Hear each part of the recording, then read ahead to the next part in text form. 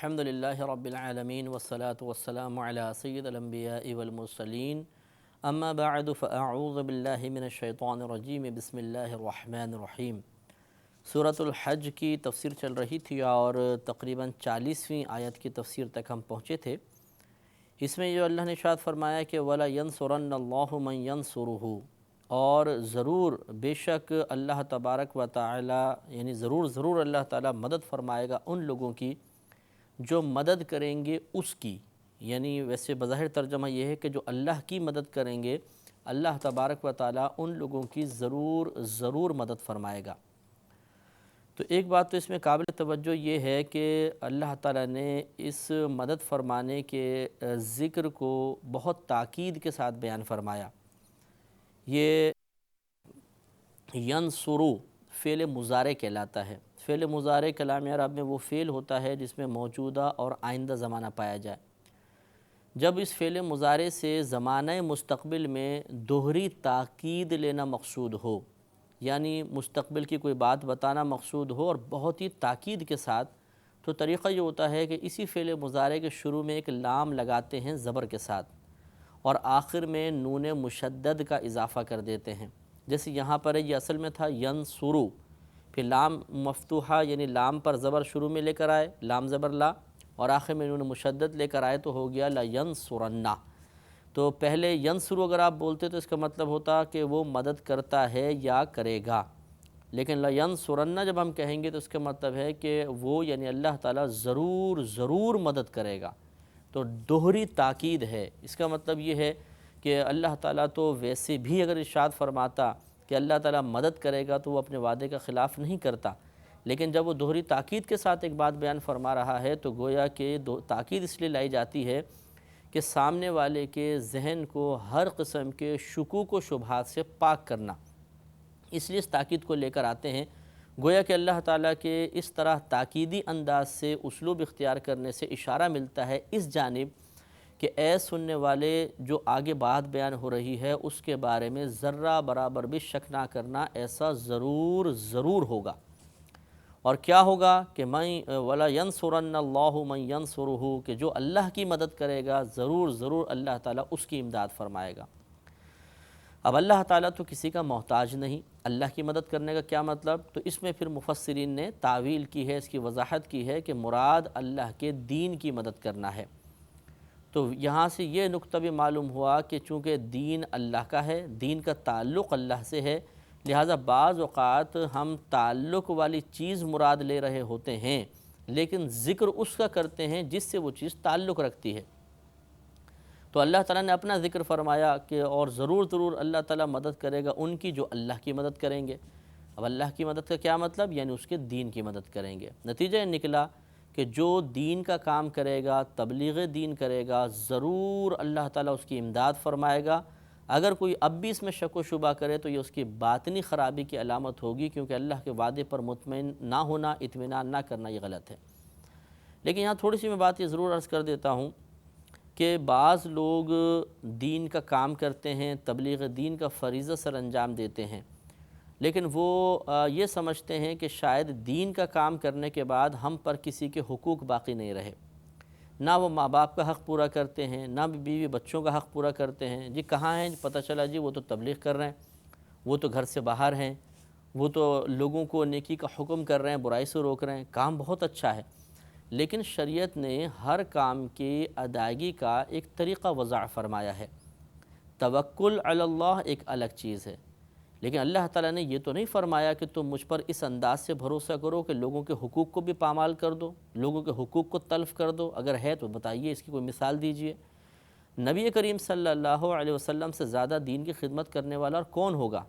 لیکن ہم ایک مثال بھی ایسی پیش نہیں کر سکتے جس میں نبی کریم صلی اللہ علیہ وسلم نے کسی کے حقوق میں کوتاہی فرمائی ہو۔ تو اس لیے بیوی بچوں کا بھی حق ہے، ماں باپ کا بھی حق ہے، ان کی خدمت بھی جاری رکھیں اور پھر کامل یقین کے ساتھ دین کی خدمت کریں تو انشاءاللہ اللہ تعالیٰ روزی میں برکت دے گا، صحت میں برکت دے گا، اور جو کام ہمارے امور ہیں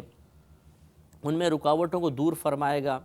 اور سب سے بڑی بات یہ کہ جو مصیبتیں ہماری طرف متوجہ ہونے والی ہوں گی، اللہ تعالیٰ ان ناگہانی آفات سے ہمیں محفوظ فرمائے گا۔ لیکن یہ بھی یاد رکھیے یہ ضروری نہیں ہے کہ اگر ہم تبلیغ کریں گے تو یہ انعام ضرور حاصل ہو جائیں گے۔ انعام کے طریقے مختلف ہوتے ہیں، کبھی روزی میں برکت کے ذریعے، کبھی صحت میں برکت، کبھی مصیبت سے بچا کر۔ تو ایسا ہوگا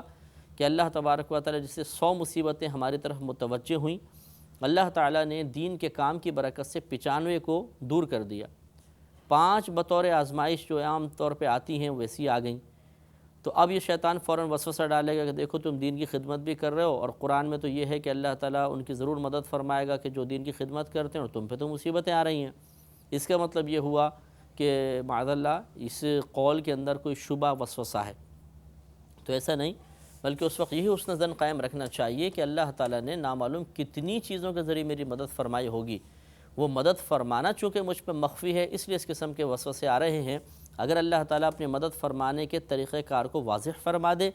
مجھ پر منکشف کر دے، اس کی حقیقت مجھ پر آشکارا ہو جائے، تو پھر کوئی وسوسہ نہیں آ سکتا۔ دوسرا یہ کہ یہ انعام اسی صورت میں ملے گا کہ جب انسان تبلیغ دین اللہ تبارک و تعالیٰ کے بتائے ہوئے طریقے اور تقاضائے شریعت کے مطابق کرے گا۔ ایسا نہیں کہ اندھا دھن دین کا کام کرنے لگ گئے اور پھر نتیجہ ہماری مرضی کے مطابق آ جائے۔ چنانچہ تبلیغ دین کے لیے سب سے پہلے علم دین ضروری ہے۔ اگر آپ نے علم نہیں سیکھا اور خالی سنی سنائی باتیں لے کر تبلیغ کرنے کے اس میں شوق میں آگے بڑھ گئے، تو ہو سکتا ہے کہ آپ جھوٹی باتوں کو آگے منسوب کر دیں، غلط باتوں کو آگے منسوب کر دیں، بلکہ کفر کو آگے منسوب کر دیں۔ یہ میسیجز وغیرہ پہ جو کچھ یہ خرافات آتی ہیں بعض اوقات جن کو دیکھ کر خون جلتا رہتا ہے، وہ بھی اسی قسم کے مضامین پر مشتمل ہوتی ہیں کہ لوگوں کو پتہ ہی نہیں ہوتا، اور وہ بیچارے ان چیزوں کو آگے منتقل کرتے چلے جاتے ہیں صحیح سمجھ کر، حالانکہ ان میں سے بہت سی غلط ہوتی ہیں، بہت سی گناہ کبیرہ ہوتی ہیں، بعض کفر کے درجے تک پہنچی ہوتی ہیں فقہا کے نزدیک، لیکن وہ آگے بھیج رہے ہوتے ہیں یہ سمجھ کر کہ ہم دین کی خدمت کر رہے ہیں۔ تو جاہل جو ہے وہ دین کی خدمت بھی غلط انداز سے کر بیٹھتا ہے، یعنی جس کو وہ دین کی خدمت سمجھ رہا ہوتا ہے اصل میں وہ دین کی جڑیں کاٹنا ہوتا ہے، دین کے کام کو خراب کرنا ہوتا ہے۔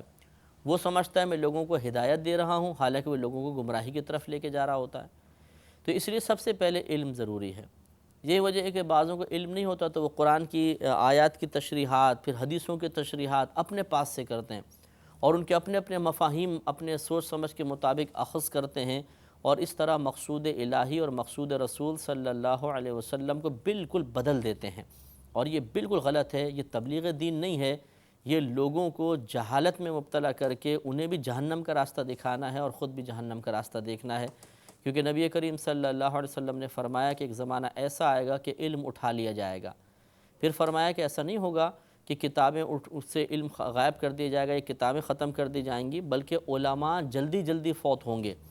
تو پھر لوگوں کو دینی رہنمائی کے لیے کوئی عالم نہیں ملے گا، تو لوگ جاہلوں کو اپنا رہنما بنا لیں گے، اور یہ جاہل جہالت کے ساتھ فتویٰ دیں گے تو خود بھی ہلاک ہو جائیں گے، اور جو لوگ ان کی باتوں پر عمل کریں گے وہ بھی ہلاکت کا شکار ہو جائیں گے۔ کتاب انزلناه الیک مبارک لیدبروا آیاته ولیتذکر اولو الالباب۔ اس سے معلوم ہوا کہ جو علم کے بغیر تبلیغ دین کرے گا تو وہ دین کی تقویت کا سبب نہیں بنے گا، بلکہ خود بھی ہلاک ہوگا، اور جتنے لوگ اس کے ان جاہلانہ اقوال پر عمل کرنے کی کوشش کریں گے وہ بھی ہلاکت کا شکار ہو جائیں گے۔ لہذا بہت ضروری ہے کہ پہلے علم سیکھا جائے، اس کے بعد پھر عمل کی باری آتی ہے۔ عمل کا تعلق 5 چیزوں سے ہوتا ہے: فرض، واجب، سنت مؤکدہ، غیر مؤکدہ، مستحب۔ یعنی بعض اعمال فرض ہوتے ہیں، بعض واجب ہیں، بعض سنت مؤکدہ، غیر مؤکدہ، اور بعض مستحب ہوتے ہیں۔ اب اتنی اس کو معرفت، تبلیغ دین کرنے والے کو اتنی پہچان، اتنی معرفت، اتنی معلومات ہونی چاہیے کہ کیا کیا مجھ پہ فرض ہیں، کیا واجب ہیں، کیا سنت مؤکدہ، کیا چیزیں غیر مؤکدہ ہیں، اور کیا چیزیں مستحبات ہیں۔ تو کم از کم فرض، واجب اور سنت مؤکدہ اس کو پوری کرنی چاہیے۔ یہ ضروری ہے کیونکہ اگر فرض، واجب، سنت مؤکدہ پوری نہیں کرے گا اور لوگوں کو پتہ چلے گا کہ یہ کام ایسا نہیں کرتا، تو تبلیغ دین کا وہ فائدہ حاصل نہیں ہو سکتا جو ہونا چاہیے۔ لیکن ہاں یہ ضرور ایسا کوئی اصول نہیں ہے کہ پہلے آدمی تمام نیک اعمال کرے تب تبلیغ کرے، پہلے تمام گناہوں سے بچے پھر وہ تبلیغ کر سکتا ہے۔ اس کو تو نبی کریم صلی اللہ علیہ وسلم نے بہت واضح انداز سے بیان فرمایا۔ صحابہ کرام نے پوچھا یا رسول اللہ صلی اللہ علیہ وسلم، کیا ہم اس وقت تک نیکی کا حکم نہ کریں جب تک خود نیک نہ بن جائیں، اور کیا ہم اس وقت تک برائی سے نہ روکیں جب تک مکمل طور پہ خود نہ بچ جائیں؟ فرمایا کہ نہیں، تم نیکی کا حکم کرو چاہے مکمل طور پر نیک نہ بن سکو، اور تم برائی سے روکو چاہے مکمل طور پہ خود برائی سے نہ بچ سکو، کیونکہ اگر ایسا ہو جائے تو تبلیغ دین کا سلسلہ رک جائے گا۔ کون کائنات میں ایسا ہے کہ جس سے عام لوگوں کی میں بات عرض کر رہا ہوں کہ جو صغیرہ کبیرہ گناہوں سے مکمل طور پہ بچ پاتا ہو؟ کوئی نہ کوئی خطا ہو جاتی ہے، کسی نہ کسی نیک عمل کا وہ ارتکاب نہیں کر پاتا انسان، تو اگر اس طرح کنڈیشن لگا دی جائے تو پھر تبلیغ دین کا سلسلہ رک جائے گا، لیکن عمل ضروری ہے۔ تیسرا ہوتا ہے اخلاص۔ اللہ تبارک و تعالیٰ کی رضا کی خاطر آدمی اخلاص سے کام کرے، اس میں دنیاوی لالچ نہ ہو، اپنی عزت نام و نمود کی خواہش نہ ہو، تبھی تبلیغ میں ایک اثر پیدا ہوتا ہے اور لوگوں کے قلوب تک آپ کی بات پہنچے گی۔ اس کے برعکس اگر ایسا نہیں ہوا تو پھر وہ فائدہ نہیں حاصل ہوتا، بلکہ بعض اوقات ریاکارانہ جو عمل کیا ہوتا ہے وہ انسان کے لیے وبال بن جاتا ہے۔ تو اگر ہم اخلاص سے کام کریں گے، اللہ کی رضا کے لیے دین کا کام کریں گے، علم کے ساتھ کریں گے، جیسا شرعی تقاضا ویسا کریں گے، تو یہ ضرور ہمیں فائدہ انشاءاللہ حاصل ہوگا کہ اللہ تبارک و تعالیٰ ایسے شخص کی امداد فرمائے گا۔ ان اللہ لقوی عزیز، بے شک اللہ تبارک و تعالیٰ ضرور قدرت والا ہے، قوی ہے، غالب ہے۔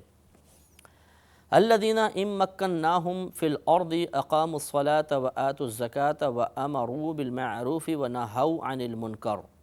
اب اللہ تبارک و تعالیٰ نے ان لوگوں کی صفات تذکرہ فرمائی کہ جو لوگ اللہ کے دین کی مدد کرنے والے ہیں۔ ارشاد فرمایا الذین ان مکناہم فی الارض اقاموا الصلاۃ وآتوا الزکاۃ وامروا بالمعروف ونہوا عن المنکر۔ وہ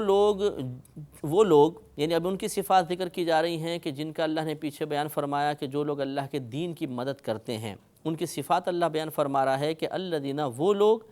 ان مکناہم، کہ اگر ہم انہیں قدرت دے دیں فی الارض، زمین میں، اقاموا الصلاۃ، تو وہ نماز قائم کریں، وآتوا الزکاۃ، اور زکوٰۃ ادا کریں، وامروا بالمعروف، اور نیکی کا حکم کریں، ونہوا عن المنکر، اور برائی سے روکیں، وللہ عاقبۃ الامور، اور اللہ ہی کے لیے سب کاموں کا انجام ہے۔ تو گویا کہ دین کی مدد کرنے والوں کی یہ صفات اللہ نے تذکرہ فرمائی۔ نمبر ایک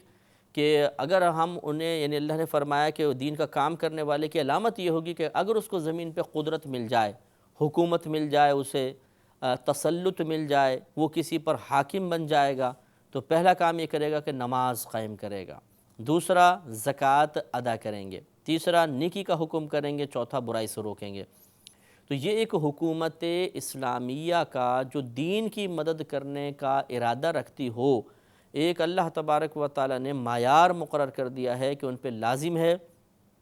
کہ نماز اور زکوٰۃ سے مراد یہ نہیں ہے کہ نماز سے صرف نماز قائم کریں، باقی چیزیں چھوڑ دیں، بلکہ جو اللہ تعالیٰ نے عبادات، بدنی عبادات فرض قرار دی ہیں، جو حکومت اسلامیہ ہو، جو واقعی دین کی مدد کا ارادہ بھی رکھتی ہو، اسے چاہیے کہ ان بدنی عبادات کو نافذ کرے۔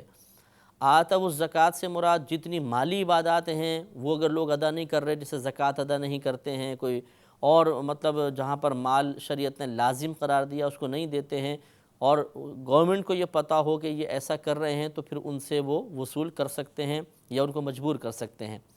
اسی طرح ان پر لازم ہے کہ نیکی کا حکم کریں اور برائی سے روکیں۔ یہ چار صفات اللہ نے تذکرہ فرمایا، پھر فرمایا کہ اور اللہ ہی کے لیے سب کاموں کا انجام ہے،